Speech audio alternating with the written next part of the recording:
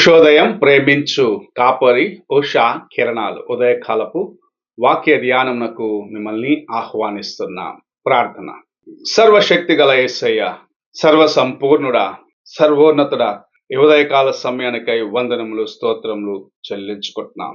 తండ్రి, మమ్మల్ని ప్రేమించి మరి యొక్క దినమును నీ కృపచేత ఆశీర్వదించి అనుగ్రహించినందుకు వందనాలు చెల్లించుకుంటున్నాం. ఈ ఉదయకాల సమయమున నాతోను కార్యక్రమమును వీక్షిస్తున్న ప్రతి ఒక్కరితో నీ వాక్యమును పంపించి మాట్లాడమని యేసు పరిశుద్ధ నామమున అడిగి వేడుకుంటున్నాను పరమ తండ్రి, ఆమేన్. ఈ ఉదయకాలపు వాక్య భాగము మత్తయి సువార్త 13వ అధ్యాయము 27వ వచనము నుండి 30వ వచనం వరకు ఉన్న వాక్య భాగమును చదువుకుందాం. అప్పుడు ఇంటి యజమానుని దాసులు అతని యొద్దకు వచ్చి, అయ్యా, నీవు నీ పొలములో మంచి విత్తనం విత్తితివి గదా, అందులో గురుగులు ఎక్కడి నుండి వచ్చినవని అడిగిరి. ఇది శత్రువు చేసిన పని అని అతడు వారితో చెప్పగా, ఆ దాసులు, మేము వెళ్ళి వాటిని పెరికి కూర్చుండుట నీకిష్టమా అని అతన్ని అడిగిరి. అందుకు అతడు, వద్దు, గురుగులను పెరుకుచుండగా వాటితో కూడా ఒకవేళ గోధుమలను పెళ్లగింతురు.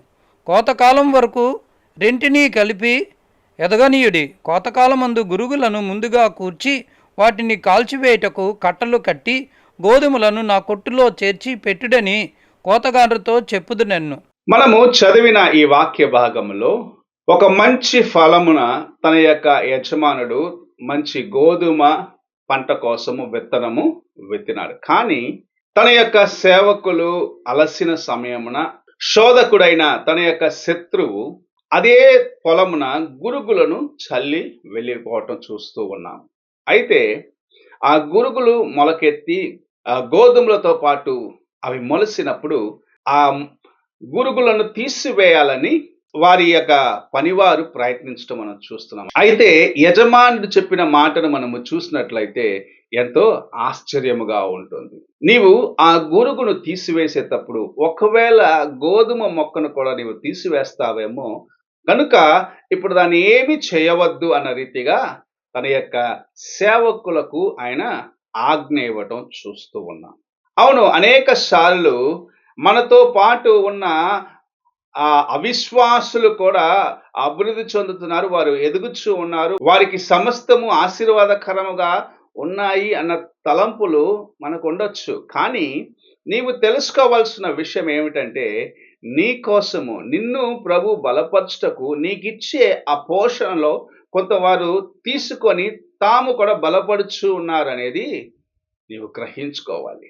నిన్ను పోషించేదానికి, నిన్ను బలపరిచేదానికి, నిన్ను దేవుని యందు స్థిరపరిచేదానికి ప్రభు ఆయన యొక్క కొట్లలో నుంచి పంపించిన ఆశీర్వాదములు అనేక సార్లు నీతో పాటు నిన్ను చుట్టూ ఉన్న అవిశ్వాసులు కూడా పొందుకుంటూ ఉంటారు. కారణము నీవే. నిన్ను ప్రభు ప్రేమించినాడు, నిన్ను ఆయన ఆశీర్వదించాలి, నిన్ను దీవించాలి, నిన్ను అనేకుల మధ్యలో ఆయన బలపరచాలని ఆశిస్తూ ఉన్నాడు. ఈ ఉదయకాల సమయమున ప్రభు మనతో మాట్లాడుచున్న కార్యమును మనము గ్రహించుకోవాలి. నా చుట్టూన్న వారే బాగా ఉన్నారు, పచ్చగా ఉన్నారు, నేను కొంచెం ఇంకా వెనుక తగ్గినట్టే ఉన్నాను అని నువ్వు అనుకొనవచ్చు. కానీ వారు పచ్చగా ఉన్నప్పటికీ ఒక దినము రానై ఉన్నది. ప్రభు కోత కోసేదానికి వచ్చే వారికి సెలవిచ్చేది ఏమిటంటే, నీవు మొదటిగా ఆ గురుగులను ఒక స్థలంలో కూర్చి వాటి కట్టగట్టుము. ఎందుకంటే అవి అగ్నిలో వేయబడవలసిన, ఎందుకు పనికిరానివే. అయితే నా యొక్క కొట్టలో ఆశీర్వాదకరముగా ఉండినట్లుగా, అనేకులకు ఆహారముగా మార్చబడినట్లుగా ఆ గోధుమలను సమకూర్చండి అని సెలవిస్తానంటున్నాడు. అలాగనే నీ చుట్టూ ఎదుగుచున్న వారు ఒక దినమున అకస్మాత్తుగా కానరాకుండా పోతారు, వారికి విలువ లేకుండా పోతుంది. కానీ ప్రభు యొక్క కార్యములు నీ జీవితంలో ఉన్నదాన్ని బట్టి, ప్రభు నిన్ను ప్రేమించిన దాన్ని బట్టి, నీ కోసమే ఇతరులను కూడా ఆయన ఆశీర్వదించిన దాన్ని బట్టి నీవు ఆయన దృష్టికి అమూల్యముగా ఉన్నావు. నిన్ను తన యొక్క కొట్టలో చేర్చేదానికి, సమకూర్చేదానికి, తన యొక్క పనివారికి సెలవిచ్చేదానికి ప్రభు సిద్ధముగా ఉన్నాడు. ఈ ఉదయకాల సమయమున ఈ కార్యమును మనం జ్ఞాపకం చేసుకోవాలి. ప్రభు మనల్ని ఎంతగా ప్రేమిస్తున్నాడని. నిన్ను బట్టే అనేకులకు తన కృపను విస్తారముగా ఇస్తున్నాడు. ఒక పొలములో నీటితో నింపినప్పుడు అది ఒక్క మొక్కకు మాత్రమే కాదు, ఆ పొలములో ఉన్న సమస్తమైన మొక్కలకు, అన్ని మొక్కలకు సరి సమానముగా అవి పోషణ ఇస్తాయి. అది అది కలుపులవ్వచ్చు, గురుగులవ్వచ్చు, లేదా మంచి విత్తనము అవ్వచ్చు. అన్నిటికి సమానముగా నీరు ప్రవహిస్తూ ఉన్నది. అలాగనే ప్రభు అనేక సార్లు ఇలాంటి కార్యములు అనుమతిస్తుంటాడు. కానీ నీవు ఆయన కోసము ప్రత్యేకించబడిన వాడివి. నీవు ఆయన కోసము ఎన్నుకొనబడిన దానివి. నిన్ను ప్రేమించే ప్రభు ఇతరులకును ఆశీర్వాదంను అనుగ్రహిస్తున్నాడని తెలుసుకొని, కొన్నిసార్లు అనుకొనవచ్చు, నేను దేవుని సన్నిధిలో నమ్మకముగా ఉన్నా, నా సహోదరులు ఇంకా దేవుని ఎరుగనప్పటికీ వారు ఆశీర్వాదకరంగానే ఉన్నారు అన్న తలంపులు నీకు రావచ్చు. కానీ నీవే వారి యొక్క ఆశీర్వాదానికి కారణము. నీవే వారు దేవుని యందు ఎదగకపోయినప్పటికీ ఇంకను దేవుని యొక్క కృపను సంపాదించుకునే దానికి కారణమని గ్రహించుకొని ఆయన యందు నమ్మకముగా ఉంటూ ఆయన వైపు చూస్తూ నడిచేదానికి ప్రయత్నించుము. అప్పుడు దేవుని యొక్క కృపను నీ జీవితములో సంపూర్ణముగా పొందుకొనగలవు.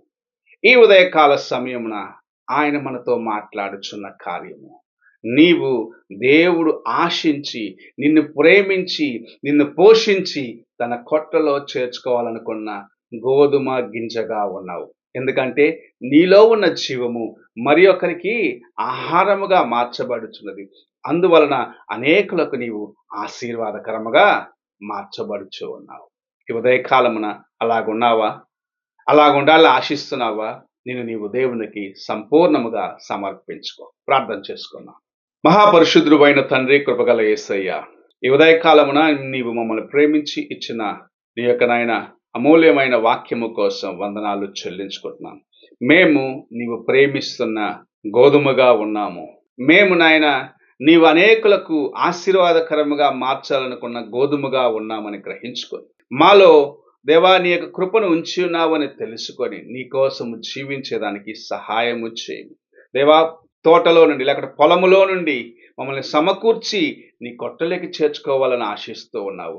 యుగ యుగములు నీతో పాటు ఉండాలని ఆశిస్తూ ఉన్నావు. అయితే గురుగుల్ని నీవు అగ్నికి ఆహుతి చేసేదానికి నీవు సిద్ధముగా ఉన్నావు అనేది నాయన మేము గ్రహించుకొని నీ వైపు చూస్తూ ముందుకు వెళ్ళేదానికి సహాయమును చేయమని, నీ కృపలో మమ్మల్ని ఆశీర్వదించి నడిపించమని యేసు పరిశుద్ధ నామమున అడిగి వేడుకుంటున్నాను పరమ తండ్రి. ఆమేన్. తండ్రి అయిన దేవుని ప్రేమ, కుమారుడైన క్రీస్తు కృప, ఆదరణకర్త అయిన పరిశుద్ధాత్మక సహవాసము ఇప్పుడును ఎల్లప్పుడూ తోడై ఉండి సదాకాలము నడిపించును గాక. ఆమేన్.